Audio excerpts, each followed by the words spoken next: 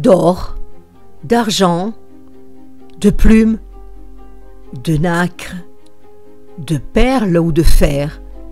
Si la monnaie étonne par sa diversité, elle invite à voyager au cœur des usages et des rituels des diverses cultures et civilisations.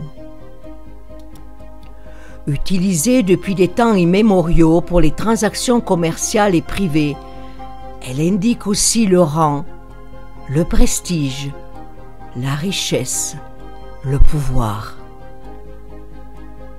Si dans certaines régions les monnaies se font parure, ailleurs tisser c'est frapper la monnaie.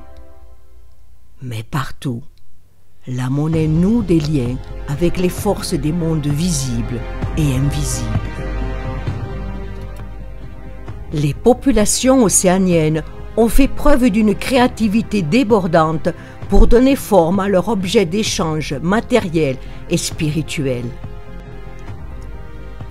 Transportée par pirogue du cœur de l'océan Pacifique jusqu'à l'île micronésienne de Yap, taillée en disque, sa couleur blanche symbolisait l'astre lunaire. Si cette monnaie servait à l'acquisition de terres et de produits agricoles, on exhibait ces pierres d'aragonite lors de cérémonies rituelles en les enfilant sur un pieu de bois.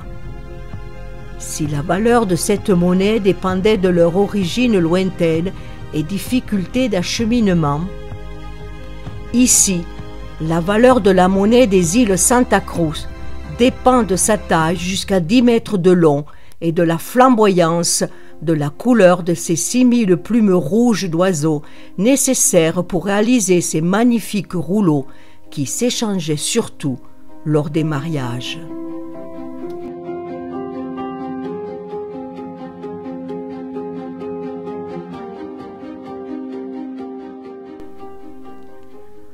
En Océanie, la monnaie dépasse la simple valeur marchande pour se faire parure ostentatoire. L'éclectisme des matériaux est à la hauteur de la virtuosité technique. Coquillages divers, plumes d'oiseaux, écailles de tortue, fibres végétales, dents de cochon ou de chien sont au service du sacré et de la beauté.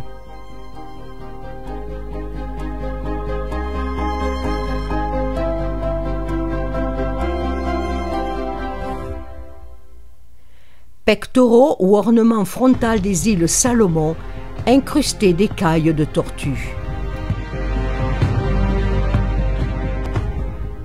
Ces splendides pectoraux en forme de croissant lunaire illustrent combien la frontière est ténue entre monnaie et parure en Papouasie-Nouvelle-Guinée.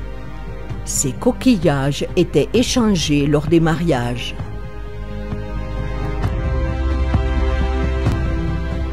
Ce brassard-monnaie, réalisé en perles d'importation européenne, était porté par les hauts dignitaires lors de cérémonies rituelles au Wanatu. Ces anneaux de coquillage constituaient une réserve d'argent pour les tolaïs de Nouvelle-Bretagne et ne sortaient que lors des funérailles ou rites particuliers.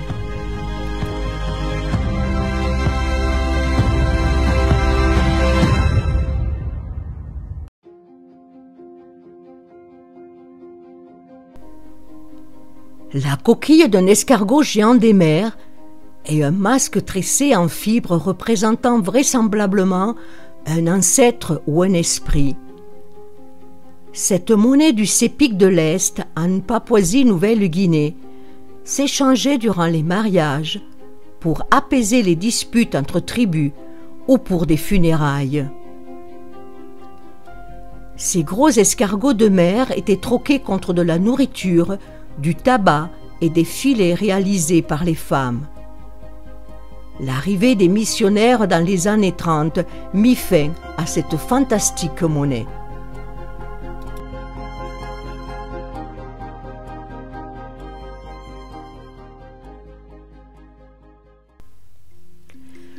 Jusqu'à la période coloniale, le métal fut le matériau le plus noble et recherché sur le continent africain.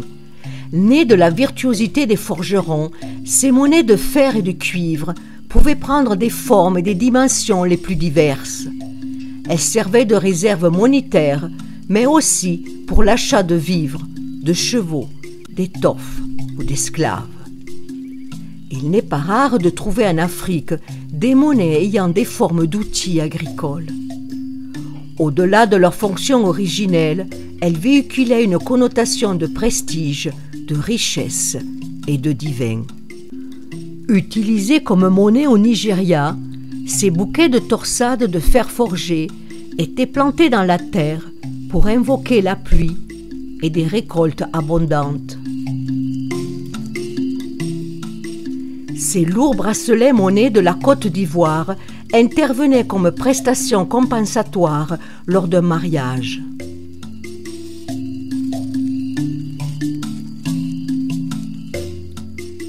Importés de Birmingham, ces bracelets en laiton furent adoptés comme monnaie auprès des populations longeant le fleuve Zaïre. Ces mitakos se troquaient contre de l'ivoire et du caoutchouc. Liés sous forme de fagots, en raison de leur faible valeur numéraire, ces fines tiges de fer avaient cours en Guinée. Encore en cours début XXe siècle, il fallait 100 fagots pour une vache et 200 pour payer une dot. Maintenant, cette monnaie est employée à des fins rituelles ou comme offrande funéraire.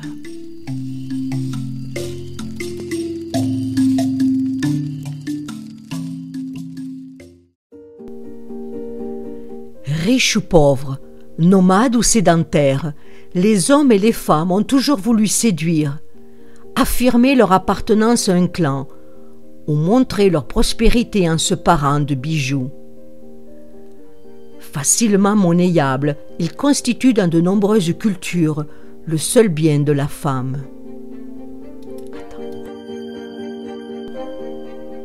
Les bijoux transmis de génération en génération est pour d'autres ethnies le cœur du trésor familial.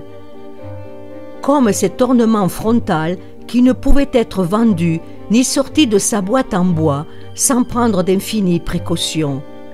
Les habitants de l'île de Sumba en Indonésie prétendaient qu'il appartenait aux esprits des ancêtres du lignage.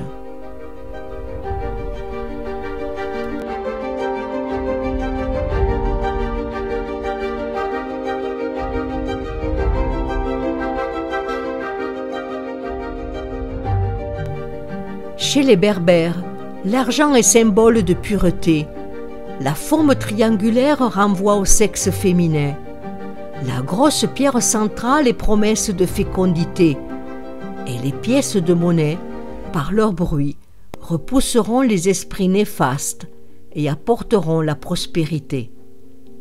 Portées le jour des noces, la taille de ces parures indiquait le rang social de la mariée.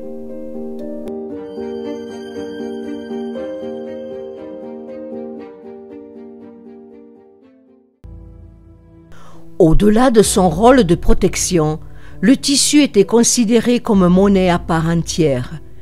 Perles ou coquillages cauris en augmentaient sa valeur marchande. Orné de pièces de monnaie, il assumait la fonction de coffre-fort associé au pouvoir magique de chasser les mauvais esprits.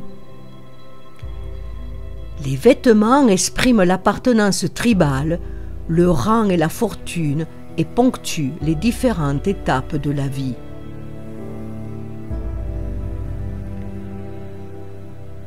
À Timor, ce tissu monnaie, outre constituer un élément indispensable de l'ado, servait à l'achat de bétail.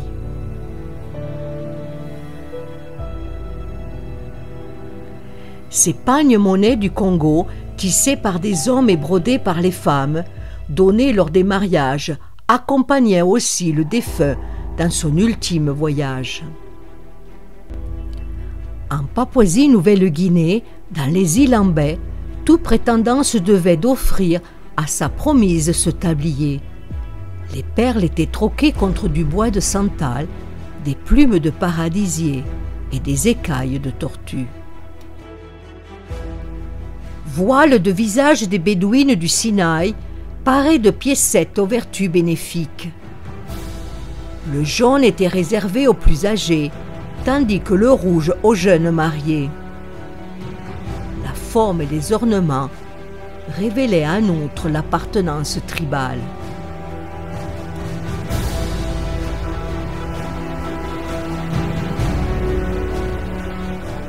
Les coiffes se révélaient souvent être de véritables coffres-forts et seuls biens des femmes pour survenir à leurs besoins lorsque veuves.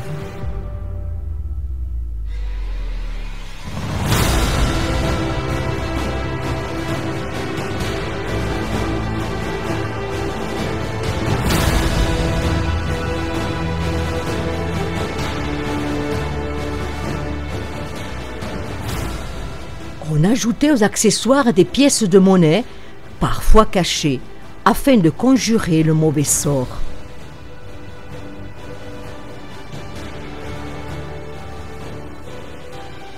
On devine la même intention pour ces minorités chinoises qui glissaient des pièces dans les porte-bébés.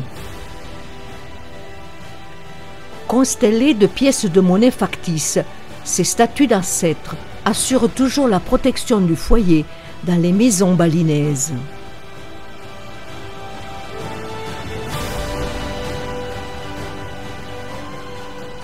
Monnaie officielle de l'au-delà, elle accompagne les défunts dans les sociétés asiatiques de nos jours.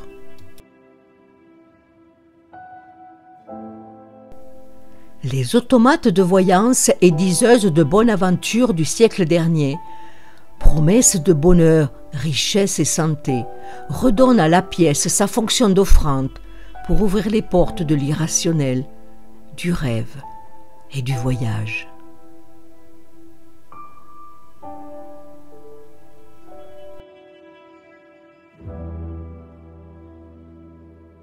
Cette épée symbolique pour chasser les démons nous fait comprendre que tous les peuples ont toujours voulu et continuent de se protéger de l'invisible. Délestée de sa simple fonction économique, la monnaie, quelle que soit sa forme, désormais aussi universelle que quotidienne, n'en reste pas moins investie de puissantes charges symboliques.